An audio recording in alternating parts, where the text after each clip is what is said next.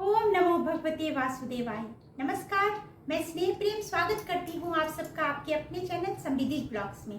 आइए सबसे पहले छठी मैया को हम हाथ जोड़कर कोटि कोटि प्रणाम करते हैं और धन्यवाद देते हैं कि उन्होंने ये 36 घंटे का निर्जल व्रत सफलतापूर्वक संपन्न करवाया। और अब आप लोगों को अक्षय नवमी, आंवला नवमी की शुभकामनाएं देती हूँ। आंवला नवमी कब है, क्या महत्व है, क्यों आंवला वृक्ष की पूजा की जाती है, क्या फल प्राप्त होता है इससे और कैसे पूजन करते हैं, ये सारी बातें आपके साथ चर्चा करूंगी। और पूजन विधि क्या है वो पूजन करके मैं आपको बताऊंगी। पंचोपचार, दशोपचार, षोडशोपचार विधि से नहीं, बिल्कुल साधारण विधि से, जो हम अपने गृहस्थ जीवन में बहुत कम खर्च में और बहुत कम समय में कर सकते हैं। क्योंकि बहुत ज़्यादा बृहद रूप से करने में हमें कई मुश्किलें आती है और मन में ये भी बात होती है कहीं कोई त्रुटि ना रह जाए, कहीं कुछ कमी ना रह जाए। तो कम वस्तुओं में हम पूजा कर सकते हैं। बाकी अगर आप सामर्थ्य हैं तो जितनी वस्तुएं ले लें, कोई उसका तो अंत ही नहीं है।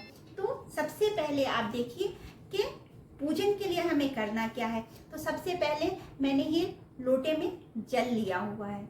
ये जल तो हर पूजन के लिए आवश्यक है। चंदन है, रोली है, कपूर है, सिंदूर रखना है आपको। ये मौली धागा जो कि बहुत ही आवश्यक है, मौली धागा तो रखनी ही है आपको। दीप बनाया मैंने, दीप रखनी है। पुष्प है, क्योंकि किसी भी पूजे में अगर पुष्प आपको उपलब्ध होता है तो सही है, अगर नहीं होता है तो कोई बात नहीं है ना। कमी पूजा में हो जाए कोई बात नहीं है, भाव की कमी नहीं होनी चाहिए। नैवेद्य में आप कुछ भी रखिए। मैंने नैवेद्य के रूप में ये लिया है, भोग के रूप में आप कुछ भी रख सकते हैं। आप मिश्री रख लीजिए, बताशा रख लीजिए, जो भी उपलब्ध हो रहा है आप रख सकते हैं। और ये आंवला है, ठीक है। तो अब मैं सबसे पहले पूजन शुरू करने के पूर्व आपसे ये सारी चर्चाएं कर लूंगी कि इसका पूजन का क्या महत्व है और कब किया जाएगा। तो देखिए, अक्षय नवमी, जिसे आंवला नवमी भी हम कहते हैं, ये जो है कार्तिक मास के शुक्ल पक्ष की नवमी तिथि को किया जाता है, मनाया जाता है, पूजन की जाती है इसमें आंवले वृक्ष की। नवमी तिथि जो प्रारंभ हो रहा है वो 9 नवंबर को हो रहा है, दिन शनिवार, और इसका समापन जो हो रहा है वो 10 नवंबर को दिन रविवार को समापन हो रहा है। 9 नवंबर को ये संध्या के बाद से प्रारंभ हो रहा है। और हमारा जो हिंदू धर्म में वैदिक पंचांग जो कहता है, वैदिक पंचांग के अनुसार हमारा हिंदू धर्म चलता है। सनातन धर्म में वैदिक पंचांग को मान करके हम पूजन करते हैं, व्रत रखते हैं, जो भी होता है। और उसमें ये उदय तिथि के अनुसार पूजा या जो भी हम पूजा करते हैं, त्योहार मनाते हैं। तो नवमी तिथि का उदय तिथि, नवमी तिथि का जो उदय हो रहा है वो 10 नवंबर को दिन रविवार को हो रहा है। तो हम ये अक्षय नवमी जो है उसकी जो पूजा करेंगे वो 10 नवंबर को करेंगे, दिन रविवार।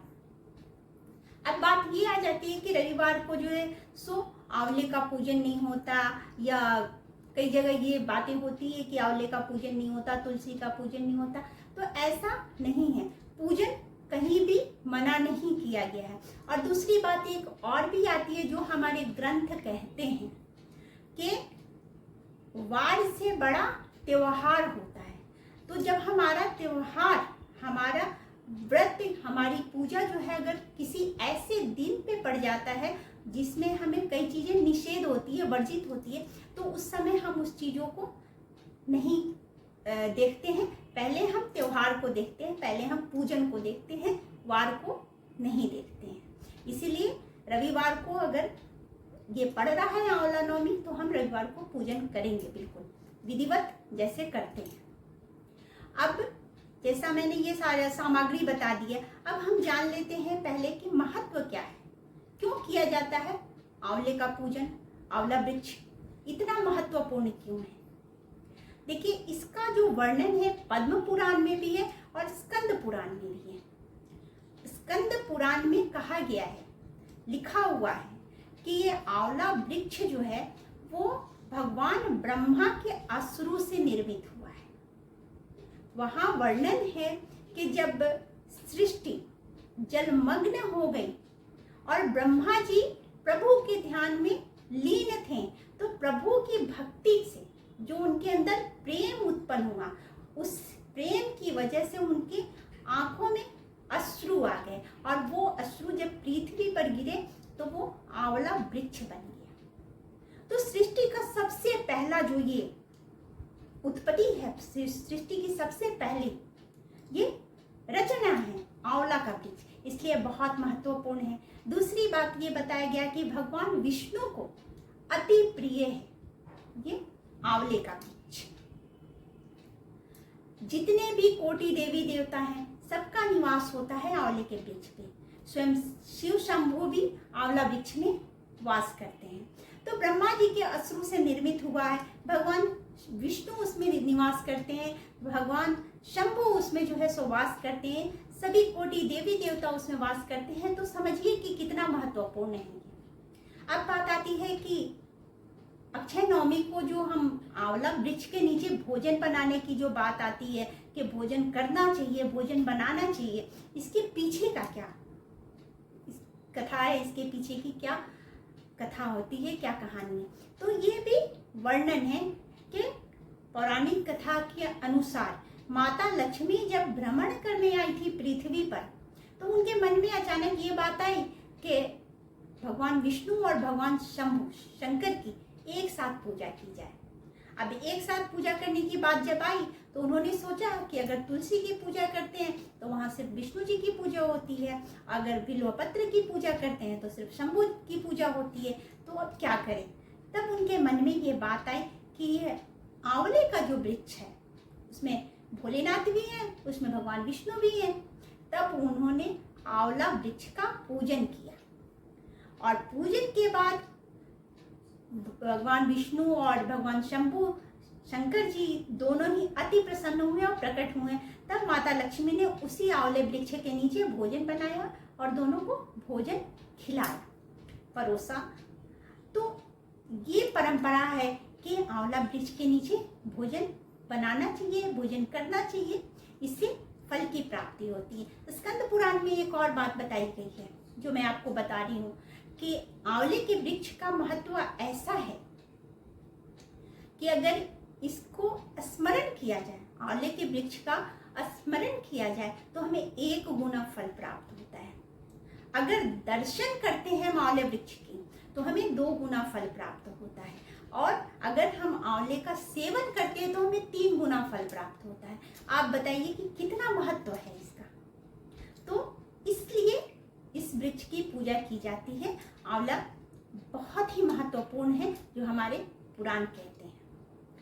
अब पूजा कैसे करनी है, तो जो मैंने विधि आपको बताई कि ये सामग्री है, इससे पूजा करनी है। लेकिन प्रश्न एक बहुत महत्वपूर्ण है जो मेरे कई मित्रों ने पूछा है कि अगर आंवला वृक्ष नहीं उपलब्ध हो तब क्या करें। अब कई लोग कई जगहों पे ऐसी जगह पे होते हैं जहां आंवला वृक्ष उपलब्ध नहीं हो पाता, ऐसी परिस्थिति में हम कैसे पूजन करें। तो ऐसे में ये काम हो सकता है कि आप आंवले का डाल अगर आपको उपलब्ध हो रहा है तो आप उस डाल को स्थापित कीजिए गमले में, और इस जो सामग्री बताई गई है सरल विधि से आप पूजा कीजिए और वहीं पे बैठ करके कुछ भी भोजन कीजिए।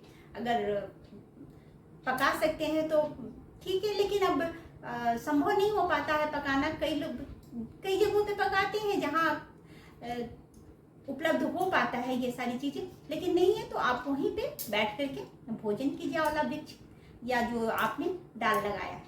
लेकिन अब बात ये भी आती है कि अगर डाल भी उपलब्ध नहीं हो पा रहा है, ऐसी परिस्थिति में क्या करें। तो ऐसी परिस्थिति में क्या करना है, चलिए मैं आपको पूजन करके बताती हूँ कि जब आपको वृक्ष भी ना मिले, डाल भी ना मिले, तो हम उस आंवला पूजन का फल कैसे प्राप्त करें, कैसे पूजन करें कि हमें वो संपूर्ण फल की प्राप्ति हो। तो आइए हम शुरू करते हैं वीडियो को, जिसमें मैं आपको पूजन विधि बताती हूँ। तो देखिए, जैसा मैंने बताया अभी कि वृक्ष भी उपलब्ध नहीं है, डाल भी उपलब्ध नहीं है, तो हम कैसे पूजन करें।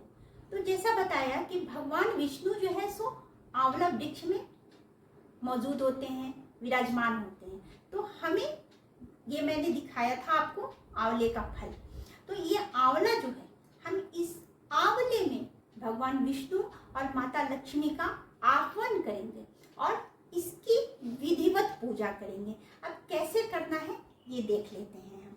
तो सबसे पहले हमें क्या करना है कि एक पात्र रखना है, एक आप प्लेट ले लीजिए, जो भी प्लेट मिलता है। अगर प्लेट नहीं भी है तो कोई दिक्कत नहीं है, आप वहां पर पुष्प का भी आसन दे करके कर सकते हैं।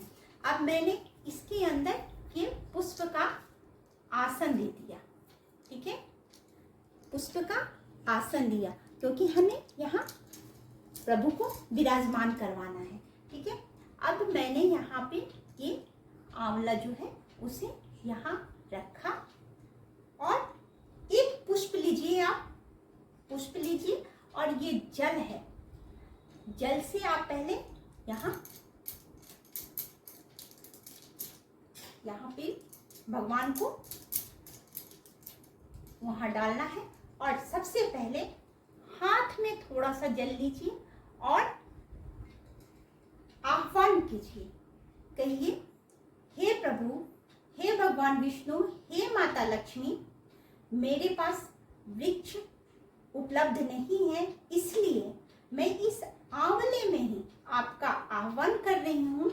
आप यहाँ आइए, इसमें विराजमान होइए, जिससे कि मैं आपकी पूजन कर सकूं।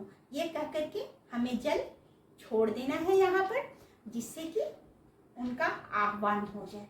अब ये जो आपका आंवला है, ये आपके लिए आंवले का वृक्ष है, इसमें भगवान विष्णु और माता लक्ष्मी आई हुई है। अब सबसे पहले हम क्या करेंगे कि हमें, भगवान विष्णु है तो उनको पीला चंदन लगाते हैं। तो पीला चंदन जो है ये मैंने रखा है और भगवान विष्णु को, श्री हरि को हम पीला चंदन लगाएंगे। अब कुमकुम जो है वो भी लगानी है हमें। तो ये रोली जो है आप लीजिए और लगाइए। और साथ में भगवान ओम नमो भगवते वासुदेव का अगर आप जाप कर सकते हैं तो आप वो करते रहिए, मन में बोलते रहिए। अब देखिए, अब चूंकि माता लक्ष्मी भी यहाँ पे विराजमान है तो हम सिंदूर भी लगाएंगे, सिंदूर भी रखेंगे। तो ये सिंदूर मैंने यहाँ पास में रखा है, क्योंकि वृक्ष बड़ा होता है तो हम अलग अलग जगह कर लेते हैं, लेकिन यहाँ पर हमने यहाँ माना है तो हमें इस सिंदूर को यहाँ लगाना है। एक और चीज है कि अक्षत, आप अगर भगवान विष्णु की पूजा करते हैं तो माता लक्ष्मी के साथ अगर करते हैं तो आप अक्षत ले सकते हैं, लेकिन अगर विष्णु की पूजा होती है तो विष्णु जी की पूजा में अक्षत नहीं लिया जाता है। तो विष्णु जी की पूजा में अक्षत का प्रयोग नहीं किया जाता है। अब इन पर हम ये कलावड़ रखेंगे और वस्त्र रूपी जो वस्त्र होता है, वस्त्र के रूप में हम ये कलावड़ डाल देंगे और पुष्प अर्पित करेंगे। हम पुष्प अर्पित हमें करना है भगवान को, ठीक है। और साथ में आप, जैसा मैंने बताया कि ओम नमो भगवते वासुदेवाय करते रहना है। आप जब आंवला वृक्ष की पूजा करेंगे तो इसका जाप करते रहिएगा, इसका बड़ा ही फल होता है, तो ये मत भूलिएगा। अब इसको करने के बाद हम नैवेद्य देते हैं, भोग लगाते हैं। और भोग लगाने के लिए हमें क्या करना है कि आप यहाँ रखिए। और चूंकि बिना तुलसी का पूजा नहीं होता है, भगवान विष्णु जो है सो कोई भी जो नैवेद्य होता है, भोग होता है, वो स्वीकार नहीं करते, तो हम यहाँ तुलसी अर्पित करेंगे। और उसके बाद आप जल लीजिए और जल से 2 बार या 1 बार आप करके यहाँ छोड़िए।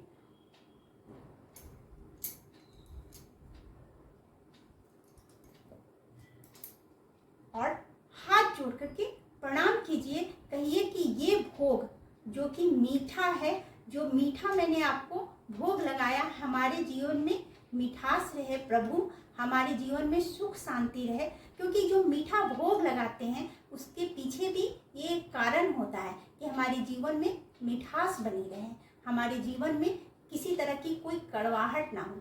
तो मीठे भोग के पीछे ये कारण होता है, इसीलिए भोग में मीठा लिया जाता है। तो इस तरह से हम भगवान को प्रणाम करेंगे, श्री हरि को प्रणाम करेंगे, माता लक्ष्मी को प्रणाम करेंगे। अब इसके बाद क्या करना है हमें कि दीप लेकर के और दीप जला करके उनकी पूजा करनी है। दीप में मैंने घी के साथ दीप लिया है, घी की बत्ती, लेकिन साथ में एक कपूर जरूर रखना चाहिए। घी की बत्ती के साथ एक कपूर रखना चाहिए। पहली बात तो ये होता है कि कपूर से जब हम आरती करते हैं तो जितनी भी नकारात्मक शक्तियाँ होती हैं उनका खात्मा होता है, वो समाप्त हो जाती हैं। कोई भी नेगेटिविटी जो है हमारे आसपास नहीं होती है। इसके अलावा होता है कि कर्पूर जो होता है वो हमारे लिए औषधीय गुण होता है। उससे जो धुआं निकलता है वो हमारे शरीर में एनर्जी देता है, और जो स्किन में जो कई तरह के जो प्रॉब्लम्स होते हैं उसका भी समाप्ति होता है कपूर के धुएं से। इसलिए हम दिए में जो है जो बत्ती जलाते हैं उसके साथ कपूर भी जलाते हैं। तो ये मैंने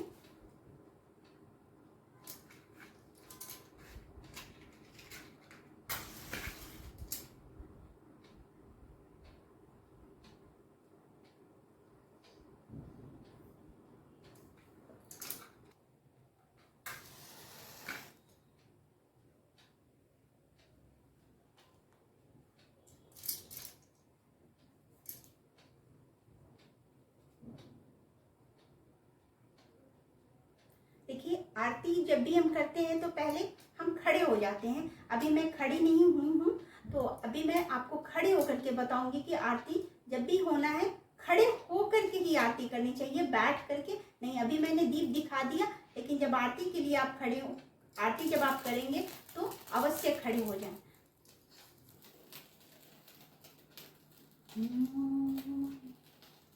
कृष्ण गोविंद हरे मुरारी, हे नाथ नारायण वासुदेवा। श्री कृष्ण गोविंद हरे मुरारी, हे नाथ नारायण वासुदेवा।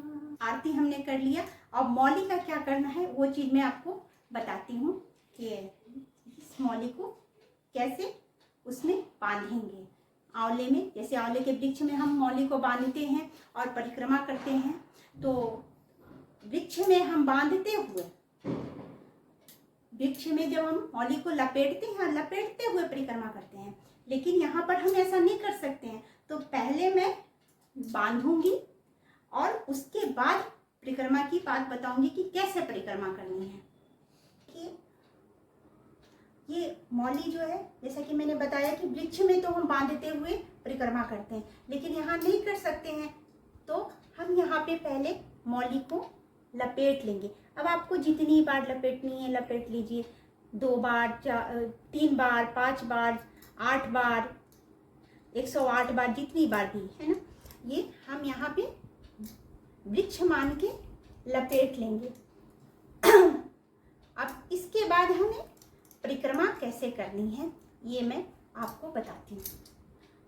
तो जैसे परिक्रमा की बात है तो हम परिक्रमा यहाँ पे नहीं कर सकते, लेकिन विष्णु पूजा में प्रदक्षिणा की बात आती है कि जब भी हम विष्णु पूजा करते हैं तो बिना प्रदक्षिणा किए हुए हमारा पूजा पूर्ण नहीं होता है। अब प्रदक्षिणा कैसे करनी है, तो आप अपने स्थान पे खड़े हो जाइए और अपने स्थान पर ही आपको हाथ जोड़ करके और उस वहीं पे घूमना है। इस तरह से प्रदक्षिणा पूर्ण होता है।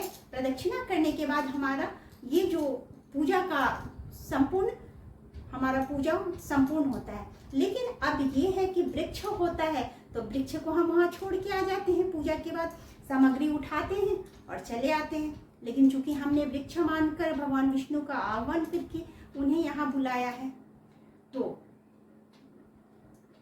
अब हम क्या करेंगे, तो अब हम इन्हें विसर्जित करेंगे, हम इन्हें वापस भेजेंगे, क्योंकि हम इन्हें हमेशा अपने पास तो ऐसे रख नहीं सकते हैं।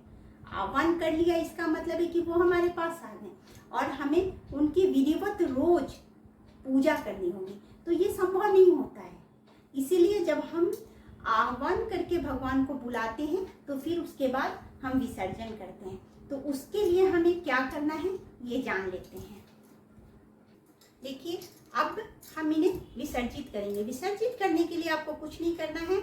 आपको सबसे पहले जिस जगह पे हमने भगवान का आह्वान किया है उस जगह का आसन डोला देते हैं। ठीक है, आसन डोलाने का मतलब होता है कि मैंने उन्हें उस आसन से कहा कि अब आपका ये हो, यहाँ से आप प्रस्थान कीजिए प्रभु।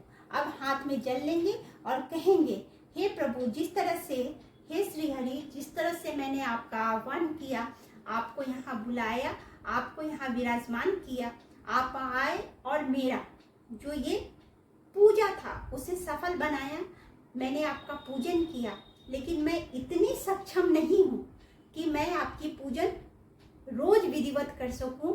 इसलिए आप अपनी कृपा, अपना आशीर्वाद यहाँ रखिए, मुझे दीजिए, अपना हमेशा ही आशीर्वाद मेरे साथ रखिएगा और आप अपने लोक प्रस्थान कीजिए। लेकिन जब भी मैं आपको बुलाऊं तो आप पुनः अवश्य आएंगे। इसी के साथ इस जल को हम यहाँ छोड़ देते हैं और प्रणाम करते हैं और इस तरह से हम प्रभु को विसर्जित करते हैं, उनका विसर्जन करते हैं, उन्हें वापस अपने लोग भेज देते हैं। और इसके बाद जो प्रसाद है उसे सभी को देते हैं, घर के जितने भी सदस्य हैं या कोई और भी जो भी है उनको ये प्रसाद देते हैं। अब बात आती है कि जिसका पूजन किया, इस आंवले को क्या करना है, क्योंकि इनका पूजन किया तो इस आंवले को आपको ले जा करके जो आपके घर में गमला है, पूजन का जो गमला है, उस पूजन में के गमले में आप वहाँ रख दीजिए, मिट्टी में दबा दीजिए। एक गमला लेकर के उसमें मिट्टी में दबा दीजिए। ये पुष्प वगैरह सब जो है सो वहीं पे आपको दबा देना है। तो इस तरह से आप बिल्कुल सरल विधि से आंवला वृक्ष के उपलब्ध नहीं भी होने पर आंवला नवमी के दिन पूजन कर सकते हैं और आपको वही फल प्राप्त होगा जो कि आपको आंवला वृक्ष के पूजन करने पर प्राप्त होता है। तो चलिए, आज का वीडियो हम यहीं पे रखते हैं, समाप्त करते हैं। मिलते हैं अगले वीडियो में। अगर आपको अच्छा लगे, ये जानकारी अच्छी लगी तो लाइक कीजिएगा, शेयर कीजिएगा और हमारे चैनल को सब्सक्राइब कीजिएगा। बने रहिएगा हमारे साथ अपना स्नेह और सहयोग देते हुए।